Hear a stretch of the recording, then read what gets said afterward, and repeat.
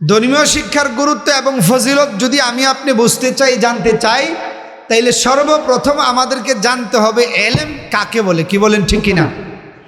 এলেম এটা একটা আরবি শব্দ, তার শাব্দিক অর্থ হলো শিক্ষা। তবে শরীয়তের পরিভাষায় সব শিক্ষাকে এলেম বলে না। কি বলেন, ঠিক কিনা? জাগতিক যেই শিক্ষা ব্যবস্থা আছে, আমরা জাগতিক যেই শিক্ষা ব্যবস্থা দেখি, আপনি কি এই শিক্ষাকে এলেম বলতে পারবেন? না। শরীয়তের পরিভাষায় সব শিক্ষাকে এলেম বলে না। তাইলে বলতে পারেন, হুজুর এলেম কাকে বলে? এলেম বলা হয় মহান আল্লাহ রাব্বুল আলামিনের পক্ষ থেকে জিব্রাইল আলাইহিস সালামের মাধ্যমে আমার আপনার নবী, বিশ্ব নবী, সরকারে দু আলম নবী হযরত মুহাম্মদুর রাসূলুল্লাহ সাল্লাল্লাহু আলাইহি ওয়াসাল্লামের উপর যা ওহী করা হয়েছে, এই ওহীটাই হলো এলেম। এই শিক্ষায় যারা শিক্ষিত হয় তাদেরকে বলা হয় আলেম। কথা বলেন, ঠিক কিনা? এই শিক্ষায় যারা শিক্ষিত হয় তাদেরকে বলা হয় আলেম। তবে এই ওহীর শিক্ষার বাহিরেও এমন অনেক শিক্ষা আছে। এই ওহীর শিক্ষার বাহিরে কিছু শিক্ষা আছে যেই শিক্ষাগুলো কয়েকভাবে বিভক্ত। এই ওহীর শিক্ষার বাহিরে কিছু শিক্ষা আছে যেই শিক্ষাগুলোর মধ্যে কিছু শিক্ষা আছে যেগুলো হলো মানুষের জন্য ক্ষতিকারক। আবার কিছু শিক্ষা আছে মানুষের জন্য ক্ষতিকারক নয়, তবে অনর্থক। তৃতীয় প্রকারে আরেকটা শিক্ষা ব্যবস্থা আছে যেই শিক্ষাটা এটা মানুষের জন্য উপকার বয়ে আনে। সুবহানাল্লাহ। ক্ষতিকারকও নয়, অনর্থকও নয়, তবে এটা মানুষের জন্য উপকারী শিক্ষা। এখন বলতে পারেন, হুজুর শিক্ষা বলতে আবার মানুষের জন্য ক্ষতি হয়, এটা আবার কেমন শিক্ষা ব্যবস্থা? যেই শিক্ষায় শিক্ষিত হলে মানুষের জন্য ক্ষতি হয়, যেমন চুরি বিদ্যা। কেউ কথা বলবেন না ভাই, প্লিজ। পিছনের যুবক ভাইয়েরা, আপনাদের কথায় এখানে কথা বলা সমস্যা হবে। সচরাচর তো আমরা ওয়াজ শুনি না, আজকে আলহামদুলিল্লাহ আসছি, একটু কষ্ট হইলেও আমরা সবাই একটু সামনে আগায় যাই, একটু পরিবেশটা সুন্দর করি। আমি হয়তো ছোট মানুষ, অনেকের ছাত্র ভাই, কারণ 10 জনে লেখাপড়া করছি, কিন্তু আলহামদুলিল্লাহ আজকে আমাদের এখানে যে হজরত আগমন করবে, আল্লাহু আকবার, এই হজরতের সম্মানার্থে আমরা কেউ এদিক সেদিক দাঁড়াবো না, আওয়াজ করব না। হুজুরের সম্মানার্থে আমরা সবাই একটু সামনের দিকে আগায়া সুন্দর করে বসে যাই, যাতে আয়েশা হুজুর দেখলে মনে শান্তি পায়। রাজি আছে তো ইনশাল্লাহ? পরিবেশটা সুন্দর করবো তো ইনশাল্লাহ? যুবক ভাইরা যারা পিছনে বৈশা আছেন, একটা দিনের জন্য, কয়েকটা ঘন্টা মাত্র, আপনারা যদি একটু সামনে আগায়া বৈশা যান, তাইলে মাহফিলের পরিবেশটা সুন্দর হবে। আল্লাহর সামনে আসার তৌফিক দান করুক, আমিন। আরো জোরে বলি আমিন। আর কেউ কথা বলবো না। যে কথাটা বলতেছিলাম, যে শিক্ষাগুলো মানুষের জন্য ক্ষতিকারক, বলতে পারেন হুজুর এটা আবার কেমন শিক্ষা? যেই শিক্ষায় শিক্ষিত হলে মানুষের জন্য ক্ষতি হয়। আমরা তো জানি শিক্ষায় শিক্ষিত হলে মানুষের জ্ঞান বাড়ে, নানাবিধ উপকারে মানুষ সম্পৃক্ত হয়। কি বলেন, ঠিক কিনা? যেই শিক্ষায় শিক্ষিত হইলে মানুষের জন্য ক্ষতি হয়, যেমন চুরি বিদ্যা। এই চুরি বিদ্যাটা এই শিক্ষায় শিক্ষিত হইলে মানুষের জন্য লাভ না লস? সবাই কিছু কথা বলেন, মানুষের জন্য লাভ না লস? চুরি করতেও কিন্তু একটা বিদ্যা লাগে, লাগে না? যারা মূর্খ চোর দেখবেন একটা চুরি করতে গিয়ে ধরা ধরে যায়। কি বলেন, ঠিক কিনা? এই জন্য চুরিরও কি আছে? বিদ্যা আছে। এই যে চুরি বিদ্যা, এটা মানুষের জন্য ক্ষতিকারক। চুরি বিদ্যা, জাদু বিদ্যা, আমাদের চোখের বেলকিতে আমাদেরকে অনেক কিছু দেখায় না জাদুঘররা? এই যে একটা বিদ্যা, এটা মানুষের জন্য ক্ষতিকারক একটা বিদ্যা। চুরি বিদ্যা, জাদু বিদ্যা, জ্যোতিষী বিদ্যা। অনেক যুবকরা আছে মাজারে যায়, মাসিনগর মাজার আছে, বাঞ্ছারামপুর মাজার আছে, লাল চুলওয়ালা জডওয়ালারা বৈশা থেকে আছে, হাত দেখায়। বাবা বলেন তো, আমার হাত দেখে ভবিষ্যতের কি অবস্থা? আসেনি এই পরিস্থিতি? কথা বলেন, আছে কি আছে না? এই যে জ্যোতিষী বিদ্যা, এটা মানুষের জন্য ক্ষতিকারক বিদ্যা। চুরি বিদ্যা, জাদু বিদ্যা, জ্যোতিষী বিদ্যা, ভবিষ্যৎ গণনা বিদ্যা, নাচ গান। আলহামদুলিল্লাহ অনেক আধুনিক মা বাবা আছে, সকালবেলা মেয়েকে ডান্স ক্লাবে পাঠায়। অনেক আধুনিক মা বাবা আছে, সন্তানকে ডান্স ক্লাবে পাঠায়। কি বলেন, ঠিক কিনা? আর ফখর করে আমার ছেলে খুব ভালো ডান্স দিতে পারে। কি বলেন, ঠিক কিনা? এই যে ডান্স একটা বিদ্যা, এটা মানুষের জন্য ক্ষতিকারক বিদ্যা। মানুষের লজ্জা শরম থাকে না। বাবার সামনেও যেমন নাচতে পারে, পরপুরুষের সামনেও নাচতে পারে। মুরব্বী নাই, যুবক নাই, কোনো কিছুর তাদের তোয়াক্কা নাই। যে কোনো মানুষের সামনে দিলে তারা অঙ্গভঙ্গি করে যুবকদের আবেগ লোলাইতে পারে। কথা বলেন, ঠিক কিনা? আওয়াজ দিয়ে বলেন, ঠিক কিনা? এই জন্য এই বিদ্যা বিদ্যাটা এটা মানুষের জন্য ক্ষতিকারক বিদ্যা। সঙ্গীত বিদ্যা, এখন দেখবেন সঙ্গীত বিদ্যা, মানুষ গান শিখে, আধুনিক গান, পপ গান, কত রকমের গান, কি যে অবস্থা গানের। কিছু গান আছে মদ না খাইলে গলার সুর বাইর হয় না, কি বলেন ঠিক কিনা? হ্যাঁ যুবক, আওয়াজ দিয়ে বলো ঠিক কিনা? ওনারে মদ না খাওয়াইলে কয়েক বোতল উনি টান না দিতে পারলে স্টেজে যায় ওনার সুর বার হয় না, আওয়াজ বার হয় না। এই সঙ্গীত বিদ্যা আমাদের সমাজে নাই। এই বিদ্যাটা হলো মানুষের জন্য ক্ষতিকারক বিদ্যা। চুরি বিদ্যা, জাদুবিদ্যা, জ্যোতিষী বিদ্যা, ভবিষ্যৎ গণনা বিদ্যা, ডান্স, নাচ, গান, সঙ্গীত, তারপরে আরো অনেক বিদ্যা আছে। মদ, নেশা জাতীয় যত দ্রব্য আছে, আপনি কি ইচ্ছা করলে মদ বানাইতে পারবেন পানি ডাইলা? এর জন্য কিন্তু শিক্ষা আছে, কি বলেন ঠিক কিনা? ইয়াবা, বাবা ট্যাবলেট যে আছে, আব্বা ট্যাবলেট, এগুলো যে আমরা খাই, এটিকে আপনি বললেই পারবেন? এটার জন্য কি আছে? শিক্ষা আছে। নেশা জাতীয় যত দ্রব্য উৎপাদন শিক্ষা আছে, এ জাতীয় শিক্ষাগুলো মানুষের জন্য ক্ষতিকারক শিক্ষা। কথা বলেন ঠিক কিনা? আওয়াজ দিয়ে বলতে হবে ঠিক কিনা? এ জাতীয় শিক্ষায় শিক্ষিত হইলে মানুষ আর মানুষ থাকে না, মানুষ মরে যায়। বলতে পারেন হুজুর কিসের মানুষ মরে? আরো তো জুয়ান দেখা যায়, বাপ দেখা যায়। যেই যুবক হাঁটতে পারেন, একটা বোতল টান দিতে পারলে রাস্তায় এমন বাপ নিয়ে হাঁটে, মনে হয় কয়েকজন যুবক পারবে না, কি বলেন ঠিক কিনা? এ জাতীয় শিক্ষায় শিক্ষিত হইলে মানুষ মরে যায়। কি মরে যায়? মানুষের রূহ মরে যায়। আসলে প্রকৃতপক্ষে রুটাই কিন্তু মানুষ, কি বলেন ঠিক কিনা? বাহ্যিক আকারে আমরা যে 3.5 হাত একটা দেহ দেখি, এটা কিন্তু আসলে মানুষ না।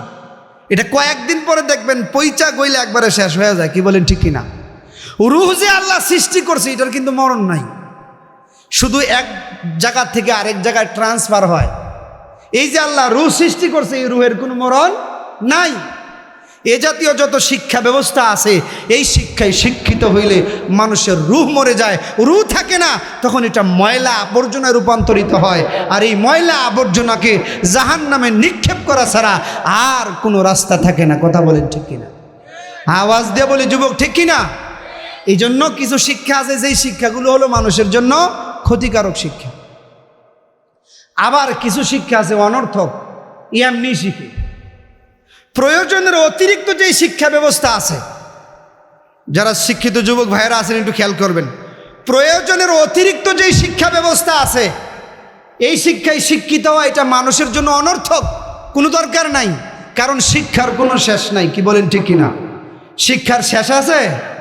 সীমিত হায়াত, দুনিয়ার হায়াতের জিন্দিগি পরিচালনা করার জন্য যতটুক জ্ঞানের প্রয়োজন, ততটুক শিখলেই এনাফ। এর বাহিরে যত শিক্ষা ব্যবস্থা আমরা গ্রহণ করি, এটা আমার আপনার জন্য অনর্থক। কথা বলেন ঠিক কিনা? আবার কিছু শিক্ষা আছে মানুষের জন্য উপকারী শিক্ষা। আজকাল স্কুল, কলেজ, ইউনিভার্সিটির মধ্যে যেই শিক্ষা ব্যবস্থা প্রচলিত আছে, এই শিক্ষায় মানুষ শিক্ষিত হয় কেন? তার একটাই উদ্দেশ্য থাকে, আর্থিকভাবে সচ্ছল হওয়া। কি বলেন ঠিক কিনা? কোনো ডাক্তারের প্রশ্ন করবেন, এই 40 লক্ষ 50 লক্ষ টাকা খরচ কইরা ডাক্তার হইলেন কেন? কই ভবিষ্যৎ জীবনের টাকা কামাই করার জন্য। কি বলেন ঠিক কিনা? আওয়াজ দিয়ে বলেন ঠিক কিনা? এই জন্য আজকাল স্কুল, কলেজ, ইউনিভার্সিটির মধ্যে বেশিরভাগ শিক্ষা আছে যেগুলো হলো পেশাগত শিক্ষা। এই শিক্ষায় শিক্ষিত হয় কেন? দরিদ্রতা মোচনের জন্য, আর্থিকভাবে সচ্ছলতা অর্জন করার জন্য।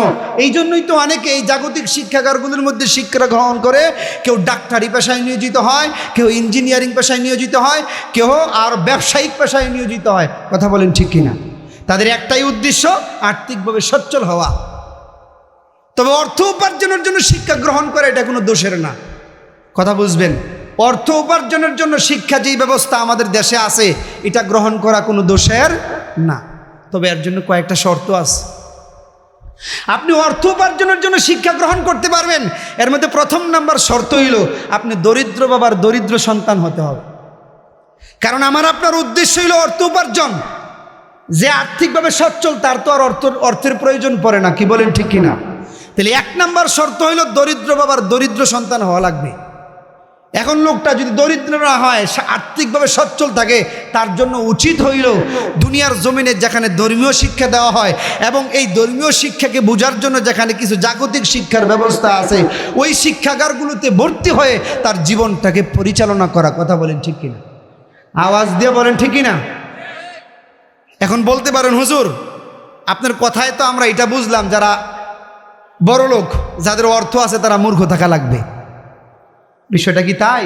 না, বিষয়টা তাই না। আমরা যারা আমাদের আর্থিকভাবে সচ্ছলতা আমাদের আছে, আমি আর্থিকভাবে স্বাবলম্বী, আমি আপনিও জাগতিক শিক্ষায় শিক্ষিত হতে পারবো, আমি আপনিও দুনিয়াবি জ্ঞান অর্জন করতে পারবো, তখন আমার আপনার নিয়ত আরেকটা থাকা লাগবো। নিয়তটা হইল দুনিয়া অর্জন না, দুনিয়ার বাহাদুরি না, দুনিয়ার ক্ষমতা না, জাগতিক শিক্ষায় শিক্ষিত হয়ে আল্লাহর সৃষ্টি নিয়ে গবেষণা করা। আল্লাহর সৃষ্টি নিয়ে গবেষণা করলে একটা সময় আল্লাহর পরিচয়টা আমার আপনার ভিতরে ঢুকা বড় সহজ হবে। কথা বলেন ঠিক কিনা?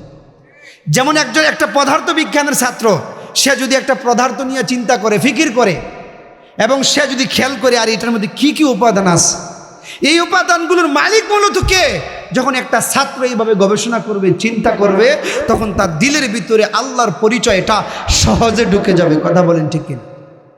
কারণ শিক্ষার মূল উদ্দেশ্য হলো আল্লাহকে চিনা। শিক্ষার মূল উদ্দেশ্য কিন্তু দুনিয়া কামাই করে না। শিক্ষার মূল উদ্দেশ্য হলো কার পায়ের নিচে মাথা নত করা? আল্লাহর পায়ের নিচে মাথা নত করা। কথা বলেন ঠিক কিনা? এই জন্য আমরা যারা স্বাবলম্বী, আমরা যাদের অর্থ আছে, আমরা যাদের টাকা আছে, আমিও দুনিয়াবি শিক্ষায় শিক্ষিত হতে পারবো, তখন আমার আপনার নিয়ত টাকা কামাই থাকা যাবে না। তখন আমার আপনার নিয়ত থাকা লাগবো যে আমি এই শিক্ষায় শিক্ষিত হয়ে আল্লাহর সৃষ্টি নিয়ে চিন্তা করবো। ওয়াতাফাক্কারুনা ফি খালকিস সামাওয়াতি ওয়াল আরদ, আল্লাহর সৃষ্টিজীব যত পৃথিবীর জমিনে আল্লাহ সৃষ্টি করে রেখেছে, এই সমস্ত সৃষ্টিজীব নিয়ে চিন্তা করা এটা বুদ্ধিমানদের একটা আলামত। কথা বলেন ঠিক কিনা? মুসলমানের যুবক ভাই, কিন্তু ওহীর শিক্ষা এটা এমন একটা শিক্ষা, যে শিক্ষায় শিক্ষিত হইলে আল্লাহ রাব্বুল আলামিন দুনিয়ার জমিনে সম্মান দেয়। বাবারে, শুধু দুনিয়ার জমিনে না, দুনিয়ার জমিনে না, দুনিয়ার হায়াত শেষ করে যখন পরজগতে যাবে, এই ওহীর শিক্ষার কারণে আল্লাহ রাব্বুল আলামিন জান্নাতের মধ্যে তার সবচাইতে মর্যাদার স্থান দান করবে। সুবহানাল্লাহ। এই জন্য জাগতিক যে শিক্ষা ব্যবস্থা আছে, এই শিক্ষা ব্যবস্থাকে ওহী বলা যাবে না, এলেম বলা যাবে না। এলেম কাকে বলা যায়? মাদ্রাসার শিক্ষাকে। এর মাধ্যমে হযরত জিবরাইল আলাইহিস সালামের মাধ্যমে আল্লাহ রাব্বুল আলামিন আমার আপনার নবী, বিশ্ব নবী হযরত মুহাম্মদুর রাসূলুল্লাহ সাল্লাল্লাহু আলাইহি ওয়াসাল্লামের উপর যে কোরআন নাজিল করেছেন, যে ওহী নাজিল করেছেন, এই ওহীটাই হলো আলেম। এই শিক্ষায় যারা শিক্ষিত হয় তারা হয় আলেম।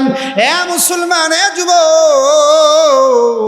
এই ওহীর শিক্ষার ব্যাপারে আল্লাহ রাব্বুল আলামিন বলেন, ইউতিল হিকমাতা মাইয়াশাউ ওয়া মান ইউতাল হিকমাতা ফাকাদ উতিয়া খায়রান কাসীরা।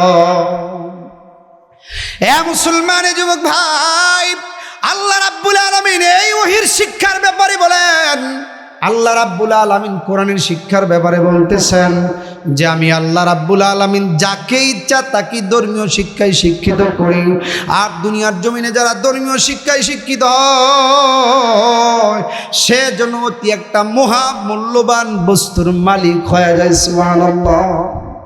এটা কি আমার কথা না আল্লাহর কথা?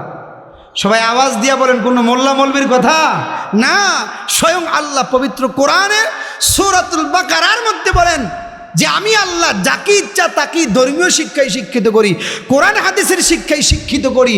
আর যারা কোরআন হাদিসের শিক্ষায় শিক্ষিত হয়, সেজন্য অতি একটা কল্যাণকর বস্তুর মালিক হয়। সুবহানাল্লাহ। জাগতিক শিক্ষার ব্যাপারে কিন্তু আল্লাহ এই কথা বলে নাই। আর আমি আপনি চাইলেই কোরআনের শিক্ষায় শিক্ষিত হতে পারবো না। এই কোরআনের শিক্ষায় শিক্ষিত হইলে আল্লাহর খাস দয়া আমার আপনার উপরে লাগবে। কথা বলেন ঠিক কিনা? যার উপর আল্লাহর খাস দয়া আছে, আল্লাহর খাস রহমত আছে, তারাই ধর্মীয় শিক্ষায় শিক্ষিত হইতে পারে। আর আজকে আমরা জাগতিক শিক্ষায় শিক্ষিত হয়ে কি একটা ভাবই না নেই, মোল্লা মৌলবি দেখলে তুচ্ছ তাচ্ছিল্য করি, আহারে আহারে, এটা আপনার বুঝের অভাব। কথা বলেন ঠিক কিনা? অথচ আল্লাহ এই কোরআনের শিক্ষার ব্যাপারে বলতেছেন যে আমি আল্লাহ যাকে ইচ্ছা তাকে এই শিক্ষায় শিক্ষিত করি। তুমি চাইলেই পারবা না, কোটি টাকার মালিক হইতে পারবা, এমপি হইতে পারবা, মন্ত্রী হইতে পারবা, কিন্তু কোরআনের শিক্ষায় শিক্ষিত হইতে গেলে আল্লাহর পক্ষ থেকে ভাগ্য লাগবে। কথা বলেন ঠিক কিনা? আওয়াজ দিয়া বলেন ঠিক কিনা? এই জন্য ছাত্র ভাইরা যারা আমরা মাদ্রাসার ছাত্র এখানে আসি, মন ঘাবড়ায়েন না যে কোন শিক্ষায় শিক্ষিত হওয়ার জন্য আসলাম। আমার আপনার শিক্ষার ব্যাপারে স্বয়ং আল্লাহ নিজে বলতেছেন। জোরে বলেন সুবহানাল্লাহ। শুধু কি তাই, আল্লাহ রাব্বুল আলামিন সূরাতুল মুজাদালার মধ্যে বলেন, ইয়ারফাইল্লাহু আল্লাযীনা আমানু মিনকুম ওয়াল্লাযীনা উতুল ইলমা দারাজাত। এ মুসলমানের যুবক ভাই, এই কোরআন হাদিসের শিক্ষার ব্যাপারে আল্লাহ রাব্বুল আলামিন সূরাতুল মুজাদালার মধ্যে বলেন, হে দুনিয়ার মানুষ সকল, তোমাদের মধ্যে যারা দুনিয়ার জমিনে ঈমান এনেছে এবং যারা এই কোরআন হাদিসের শিক্ষায় শিক্ষিত হয়েছে, যারা ধর্মীয় শিক্ষায় শিক্ষিত হয়েছে, আল্লাহ রাব্বুল আলামিন কাল কিয়ামতের ময়দানে তাদের মর্যাদা বাড়ায় দিবে। জোরে বলেন সুবহানাল্লাহ। এ মুসলমানের যুবক ভাই, শুধু তাই নয়, আমার আপনার নবী, বিশ্ব নবী, সরকারি দু আলম নবী বলেন, মান ইউরিদিল্লাহু বিহি খায়রান ইউফাক্কিহু ফিদ্দীন। এ মুসলমানের যুবক, আল্লাহর রাসূল সাল্লাল্লাহু আলাইহি ওয়াসাল্লাম বলেন যে আল্লাহ রাব্বুল আলামিন যার মঙ্গল চায়, যার ভালো চায়, তাকে ধর্মীয় শিক্ষায় শিক্ষিত বানায়। জোরে বলেন সুবহানাল্লাহ। আল্লাহ রাব্বুল আলামিন যার মঙ্গল চায়, যার ভালো চায়, তাকে দুনিয়াবি শিক্ষায় শিক্ষিত করে না। আল্লাহর রাসূল নিজে বলতেছেন, আল্লাহ রাব্বুল আলামিন যার ভালো চায়, যার মঙ্গল চায়, তাকে আল্লাহ তাআলা ধর্মীয় শিক্ষায় শিক্ষিত বানায়। জোরে বলেন সুবহানাল্লাহ। এই জন্য মুসলমান যুবক ভাই, ধর্মীয় শিক্ষাটাকে অবজ্ঞা করা যাবে না, কারণ ধর্মীয় শিক্ষাটা হলো ইলম। দুনিয়াবি শিক্ষাকে আলেম বলা হয় না। আর এই আলেমের শিক্ষার, এই ওহির আলেমের শিক্ষার ব্যাপারে আল্লাহ রাব্বুল আলামিন পবিত্র কোরআনের বিভিন্ন জায়গায় বিভিন্ন মর্যাদার কথা বলেছেন। কথা বলেন ঠিক কিনা? এই জন্য মুসলমান যুবক ভাই, আমরা হলাম জাতিতে মুসলমান, ধর্ম আমাদের ইসলাম, কোরআন আমাদের সংবিধান, অথচ আজকে মুসলিম জাতি এই সংবিধান থেকে দূরে থাকার কারণে মুসলমানের সমাজে অশান্তি, মুসলমানের গড়ে অশান্তি, মুসলমানের রাষ্ট্রে অশান্তি, মুসলমানের সংসদে অশান্তি। কথা বলেন ঠিক কিনা? আওয়াজ দিয়া বলেন ঠিক কিনা? আজকে মুসলমান জাতি যদি এই ধর্মীয় শিক্ষার জ্ঞানকে গুরুত্ব দিত, ধর্মীয় শিক্ষাটাকে গুরুত্ব দিত, তাইলে সমাজের ভিতরে অশান্তি থাকতো না, সমাজের ভিতরে দুর্নীতি থাকতো না, চুরি বাটপারি থাকতো না, জুলুম নির্যাতন থাকতো না, ছেলে বাবার বিরুদ্ধে যাইতো না, স্বামী স্ত্রীকে রাইখা পরকিয়া করতো না, স্ত্রী স্বামীকে রাইখা পরপুরুষের সাথে পরকিয়া করতো না, বড় ভাই নিজের বোনকে নিয়ে টেনশন করা লাগতো না, মুসলমান যুবক ভাই নিজের বাবা নিজের মেয়েকে নিয়ে টেনশন করা লাগতো না। সমাজের মধ্যে বিচার সালিশ হইলে 5,000 টাকা পকেটে ঢুকাইলে এই বিচার আর পরিবর্তন করতো না। কথা বলেন ঠিক কিনা? আওয়াজ দিয়া বলেন ঠিক কিনা? আজকে আমাদের সমাজে এই কোরআনের শিক্ষা নাই বলেই আজকে আমাদের সমাজে যত অশান্তি। আমাদের সমাজের মধ্যে এই কোরআনের শিক্ষা নাই বলেই আজকে আমাদের সমাজের ভিতরে দুর্নীতি, মানুষ শান্তি বিশ্রায়, অথচ শান্তির কারখানা হলো এই কোরআন। কথা বলেন ঠিক কিনা? সমাধান চাও যদি জীবনে মরণে, খুঁজে নাও ফিরে চাও চোখ রাখো কোরআনে। সমাধান চাও যদি জীবনে মরণে, খুঁজে নাও ফিরে চাও চোখ রাখো কোরআনে। তবে পাবে সুখ শান্তির ঠিকানা, তবে পাবে সুখ শান্তির ঠিকানা, যদি মেনে নাও তুমি মনে প্রাণে। কথা ঠিক না? যদি মেনে নাও তুমি মনে প্রাণে সমাধান।